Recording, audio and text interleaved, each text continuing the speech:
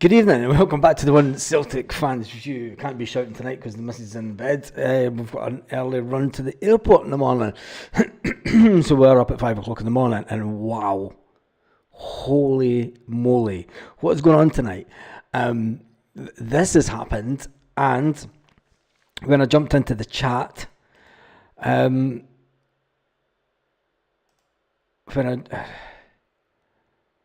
is going on? Let me just double check this. What is going on? There's not many times that I'm stuck for words. It's 9:10. 2 minutes past 9. I'm all over the place.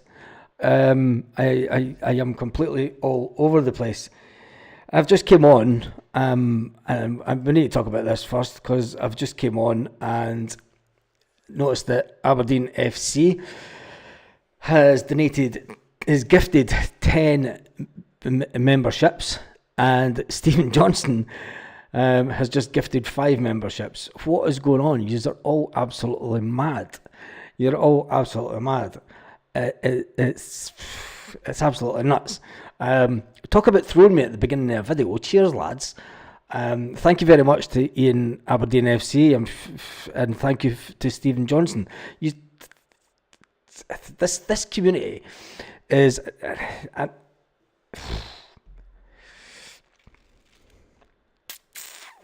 mad. Right, I'm not going to go through the comments because there's far too many of them, and I'm taking. Yeah, thank you. Let's get on with some Celtic news. Let's jump right in. Your legends, 20k by Christmas Day. Kaiser, are you having a laugh? We'll have 20k by tomorrow, by Wednesday night at this rate. It's been going up at a fantastic amount. Every time I jump on today, we're the best community bars. Lorna, we are. And it's... I always wanted to, actually, you know how I feel about this channel. I wanted to create something special and something like that I had back home when I used to go to games and stuff. And I think we've created that online. And the best bit is the old club that I used to be bus convener for. I'm getting one of their new scarves delivered to me this week. It's been dropped off back home in Scotland and it's getting picked up this week. Anyway, I wanted to talk about things and I've come on and it's absolutely nuts. It is absolutely nuts. Anyway, one of the things I want to talk about, first of all, obviously I want to talk about Brendan Rodgers and the big decision that he has to make. Brendan Rodgers has got a massive decision that he has to make on Wednesday night, and it comes down to the left back position. But is that really the only position that Brendan Rodgers needs to think about? Is it the only position that he needs to think about? Because when you look at it, there's players that deserve to be in the team on credit, and players that deserve to be in the team purely for the fact that they're good players. But Brendan Rodgers has got a massive decision to make, and that is, who does he play in the middle? I think it's going to be easy for who he picks in the middle. The middle of the team kind of picks itself. Tony Ralston's not going to take the place of Alistair Johnson. The back two will be, as I think the partnership is coming to fruition that Brendan Rodgers envisaged, and unfortunately for Liam Scales, I think it looks like Trusty and Cameron Carter-Vickers gets the nod for this game. You never know, he might go back to Scales, but I just think that Trusty and Cameron Carter-Vickers are starting to get such a good partnership, and it all comes down to the pace of the Cameron Carter-Vickers. I'm just looking at all these new green names that are flying up in the chat. Sorry, and I digress. Anyway, let's get rid of that big, huge lower. Not that one. I'm all over the place. So that's that one. Yeah, let's get rid of that. Yeah, that's totally thrown me tonight. We're now sitting in 19,005 subscribers. Holy moly. I should keep that up because it just keeps on going up, doesn't it? We just keep that up. Where is it? I can't even see probably. I'm literally all over the place now after that happened tonight. Yeah, that's just went up again. So, tomorrow night, I don't even know where to go here. I've never stuck for words, but I'm totally been thrown tonight. Anyway, right, let's get back to it. Yeah, Brendan Rodgers has got a big choice to make. I want to talk about that in a second. I want to talk about the Hearts game first of all before we talk about Celtic Club Brugge. When you see the number of empty seats at Tynecastle at the weekend, so you see the number of empty seats and the fact that Tynecastle had reduced the number of away fans to 650, it's been an ongoing thing. Hibernian then follows suit and reduced the Celtic allocation. St Johnstone have decided enough is enough and they need the money, and they are looking to re-establish the Celtic the Celtic away fans in bigger numbers. I'm totally thrown tonight. This is going to be just whatever. It is just going to be whatever. I can see this thing going up and down with the subscriber count. But anyway, it is what it is. Let me just go into the screen because I'm getting... saying that, Jesus, this is way behind this one. Empty seats at games, yes. Cheers, Chilpill, for getting me back onto that. God, what? You just get thrown at the beginning of a video sometimes. Yeah, the empty seats, right? The empty seats at Tynecastle were an absolute disgrace. It was a game that had been rearranged for kick-off for TV. The TV company were expecting it to be a full house and to be a game with lots of atmosphere. Yet Celtic had it other ways, and Hearts fans decided to disappear in vast numbers with around about 20 minutes to go. Does that look good for TV? No. Do the SPFL now have to step in? Step up and play. Oh, it's just going to... It's. I'm trying not to read comments here because I'm just all over the place. Concentrate back to Alex. I wish I could, but when I came on and I seen what had happened on the channel before I went live, and I'm sitting watching the subscriber count go up, it's mind blowing. So, but I don't need that message. Anyway, the empty seats, is it hurting Scottish football? I say yes, and I've said for a long time that something needs to change. Who cares about the 650 seats that we've got? Let them rot in hell and let Hearts get relegated. That's as far as I'm concerned. Now, Club Brugge come to Celtic Park tomorrow night in the Champions League, and Celtic are gearing up for another Champions League game in midweek where there will be guaranteed of a full house at Celtic Park. If you'd like to watch the game on TV after the fantastic Champions League game against RB Leipzig, where Celtic scored 3-1, despite them scoring first, Celtic went on to romp it against Nico Kuhn's old German team. Meanwhile, Brugge, they beat Aston Villa in their previous game. We spoke about that this morning. They beat Aston Villa, but it was it a penalty, I think? But anyway, they beat Aston Villa. So, how can you watch the game tomorrow night? It will be on TNT Sports 3, as always. The Celtic games are, the Champions League games are all on TNT Sports.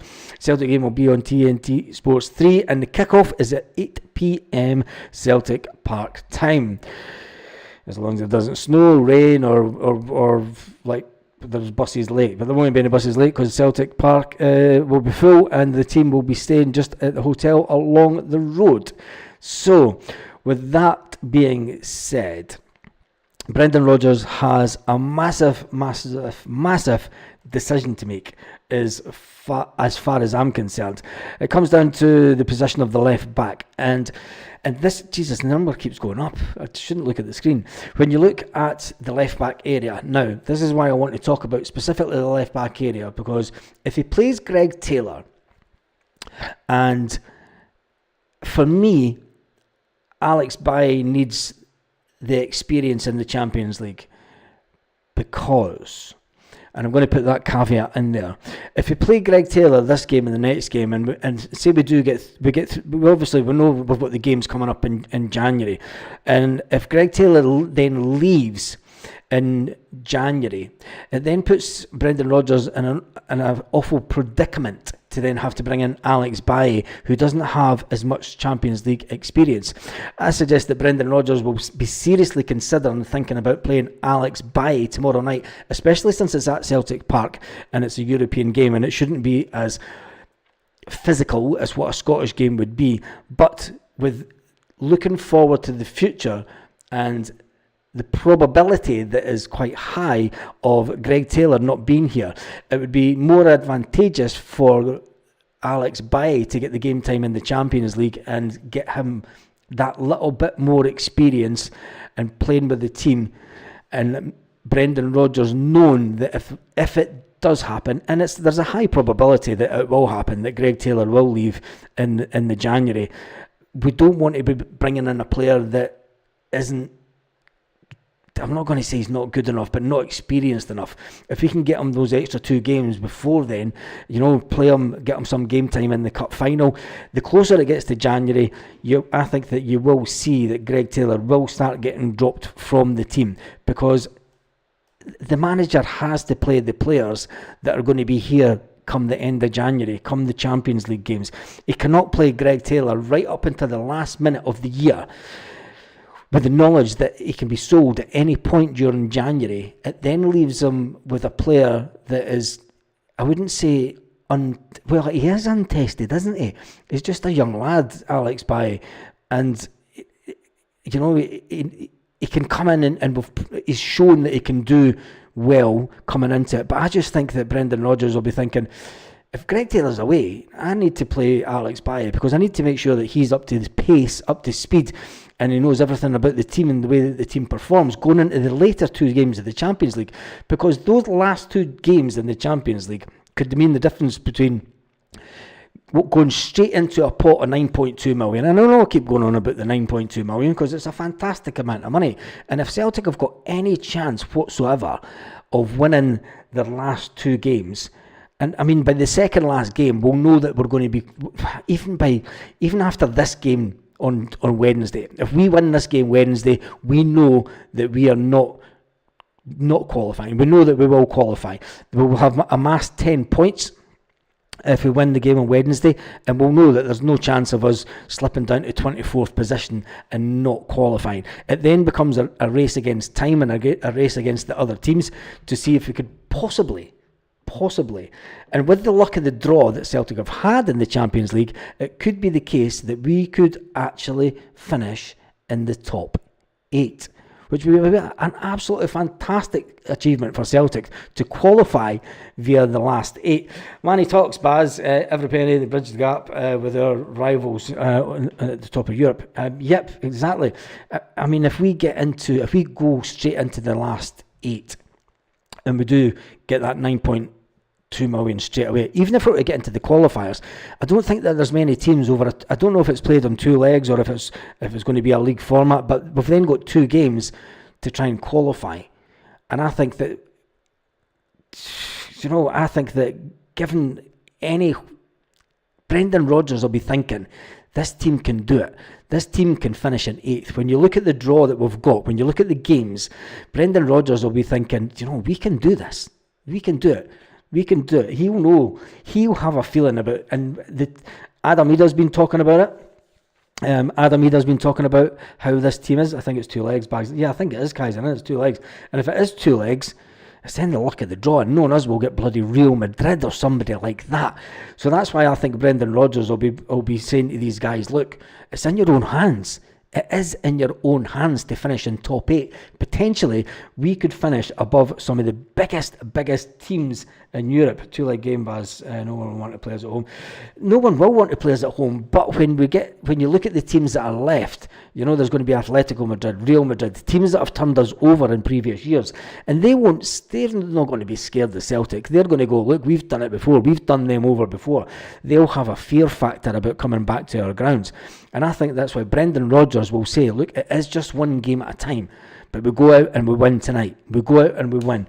And we do this for the fans. And we do this not just for the fans, but we do it for ourselves. We do it to prove to everyone that we're good enough. You go out and you do it tonight to prove that you are better than anyone that's ever been here before, and you make your own history at Celtic Park. It's going to be an absolutely fantastic season at Celtic this year. With the fact that we've got one hand on the 55 already, they're going to go into a complete meltdown. The fact that we get the 55, and then if we manage to do the treble and get into the last 16 of the Champions League at first time of asking under the new format, oh my goodness, it doesn't matter who they bring in. It doesn't matter if they keep Clement. It doesn't matter what they do. And all that does matter is the fact that Celtic are going to put themselves in a fantastic financial position again for the end of this season. Anyway, Michael St. Clair, get back to business. Michael St. Clair, I've spoke to you via the Facebook chat. What I'm going to do, I sent a message. Where is the Facebook? Hank.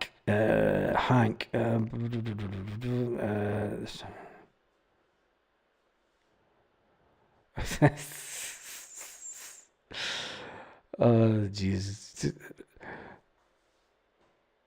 I'd be well after that. I'm just reading the comments, sorry. So what we're going to do is I put it up on the community tab. There's going to be hundreds, well, another 15 more. I'll be able to see the community tab now. And I've messaged Hank and I've messaged Francis. I'm all over the place. Mitchell, even. Oh my goodness, I'm just all over the place. Michael, I've messaged Michael about his daughter Ellie, and what I'm going to do is I'm going to try and get you all to get in touch on Facebook, because I'm not going to be in the country this side of the Christmas. The missus will, but I won't. Anyway, jumped up another club subs there. Yeah, well, we're up to 19,907, which is great. And I've even spoke about half the things. I think that we need a bit of a laugh, and for me to stop talking for a couple of minutes. So, luckily I have something lined up just in case. Let's jump over to the land of the Sevconians. And let's do a live-ish hack. We're going to listen to the usual nut jobs. And it's just gone up again, Jesus. Yeah, let's do a little bit of a live hack the way that we usually do, and listening to the Sevconians after Clement survives another poor result. The Monday Night Rabble. Easy name to say, it has to be said. But yes, we have surpassed, albeit not in the best circumstances, which I tend to say every time we pass a milestone. I wonder why that is. But yes, 12,000 subscribers on YouTube. So thank you very much to each and every one of you, regardless of the football team that you support, because every little helps. So yeah, thank you for helping us surpass 12,000. Concede a silly goal, and then you've only got the second half to try and get back into the game. So granted, we maybe were a bit unlucky. We did create a lot of good chances, and one of the saves for their keeper was absolutely world class, to be fair. But once again, it's just not enough, and it's just the same kind of crap we've been watching. It was really, really boring to watch, guys. Like, another Rangers game, you're just thinking 90 minutes of my life gone. It was just, the football was totally turgid and crap.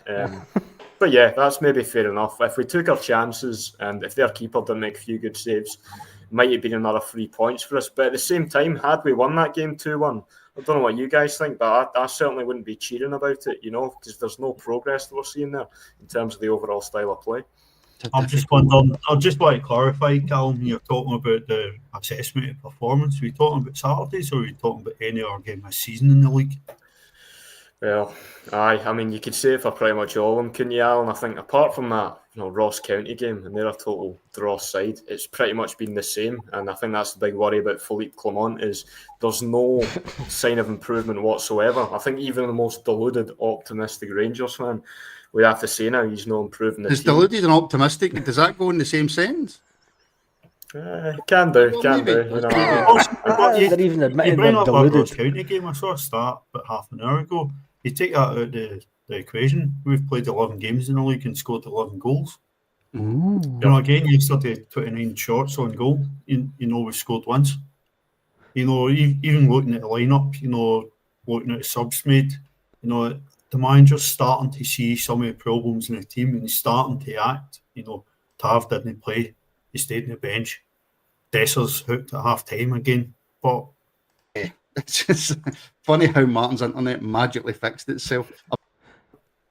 you know, we know what we're playing against. We play against that every single week, and we still can't be prepared for it. And that absolutely astonishes me that we are accepting that for the coaching team. Dear God, you've got to feel for him. But anyway, across at the media side of the Rangers supporters, and that's all I'm going to say, we're listening to the professional journalists that do the Rangers sites, if you know what I'm saying. If someone else came in, even if it's just an interim coach, interim boss for a set time, just to get maybe that new manager bounce. Yeah, they're wanting to start the manager. Let's go off to a great start. A new voice speaking to the players. We've seen it before, of course. Clement got it when he came in. Michael Beale got it. Gio got it as well. Do you think that's what's required heading into these games? I think the outcome is going to be heavy defeats in these big games coming up next month. So let's just paraphrase what they want. They want to basically sack the manager to get a little bounce back, and then come next year they'll sack the manager again to get a little bounce back, rather than try and sort it out. But then again, they'll sack the manager, and you just keep seeing that it goes in the same direction.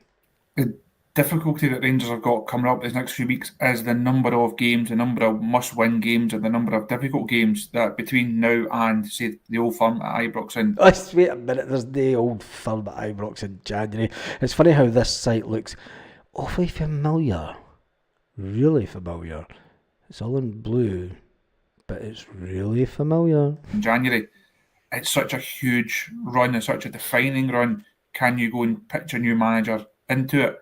The decision that we all think should be made and that we all think will be made at some point should have been done a fortnight ago, to then give you a manager in during the international break to give I need to get a screenshot of these three because they just look gormless. them as much preparation time as possible to then head into this run. We speak about these tranches of games. The first one was on Saturday and Rangers have blown it already. Anyway, that's enough of that lot. Can't be bored with them. They are absolutely Jesus. Contract again, eh? Alex Bell, you got a point. The penalties have all dried up. Yeah, it's funny that, isn't it? And no one. That's actually a good thing. Who's been sacked from the Aberdeen FC has entered the house. Mr. Aberdeen FC. You are some gentleman. I have no idea who you are, but you're honestly some man. I'll send Philip Clement 1,000 supporters a month if it means he stays at Safeco.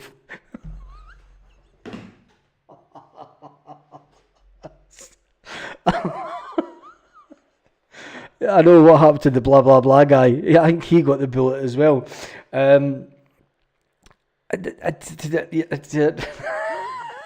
Ian Aberdeen's going to send 11,000 fans. He's going to pay for 11,000 fans to go to Ibrox every week just to make sure that Clement keeps his job. That would be absolutely fun. That would be hilarious. Could you imagine that? It would be hilarious. Give him a new lifetime contract.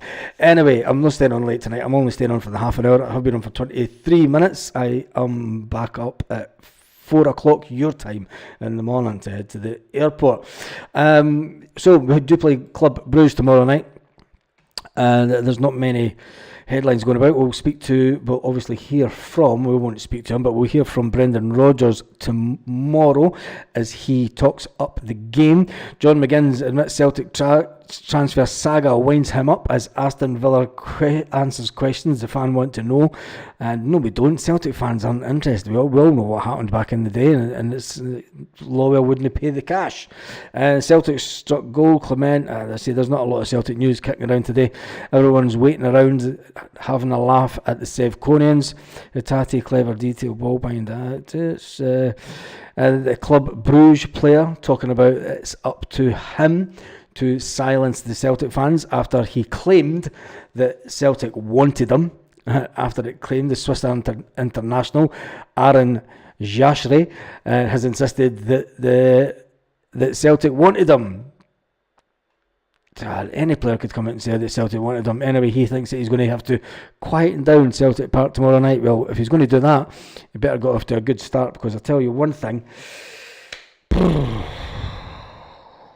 Michael, before you go, I'll message you on Facebook and I'll put you in touch with the other guys to sort out things for little Ellie, and I'll get that sorted out.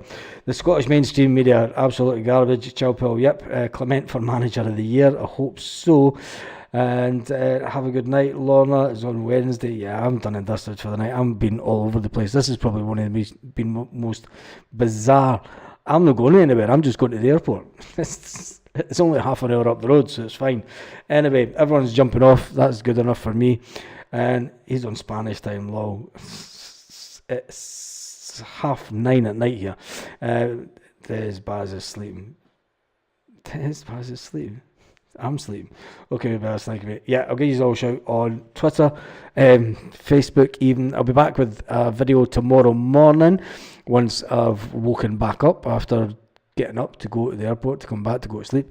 And then we'll probably do an live later on at 8 o'clock tomorrow night. There will be another video before then as Brendan Rodgers speaks to the media. We'll jump on that. And then we are on to Wednesday in that important game in the Champions League. We are currently sitting on 19,907 subscribers. There's going to be a big jump of the next 48 hours. I can just see it happening. It's jumped up an awful lot already. And on that note, big thank you to Ian, Aberdeen FC, and a big shout out to Stephen Johnston. Also, between the both of them, they gifted 15 memberships to the One Celtic Fans View. And on that note, it's been an emotional video tonight. It's pretty weird. Have a fantastic evening, Celtic fans, and all you other fans who decide to watch in on the channel. Have a fantastic evening wherever you are.